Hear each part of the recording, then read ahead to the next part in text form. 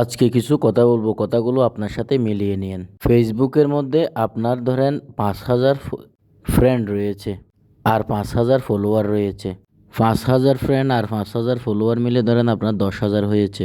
এই ১০,০০০-এর মধ্যে আপনি দেখবেন আপনার ভিডিওতে সর্বোচ্চ ২০০ থেকে ৩০০ মানুষ ভিউ করেছে।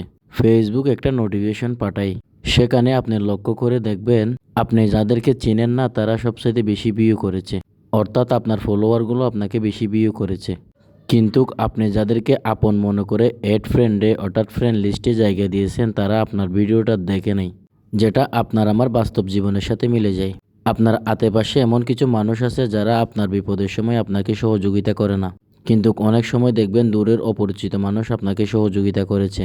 তাই আপনার ফ্রেন্ড লিস্টে যারা ফেসবুকে আপনার ফ্রেন্ড লিস্টে আছে তাদেরকে আপনি খুব আপন মনে করবেন না। অনেক সময় ফলোয়াররাও আপনার আপন হয়ে যায়, তারা দূর থেকে আপনাদেরকে কমেন্ট করে, লাইক করে, কিন্তু আপনার ফ্রেন্ড লিস্টে থাকা অনেকেই আপনাকে হিংসা করে বা আপনার প্রতি খারাপ দৃষ্টিকোণ থেকে আপনাকে সাপোর্ট করে না বা আপনাকে আপনার ভিডিওতে একটা লাইক কমেন্ট করে না। আর এটাই বাস্তব।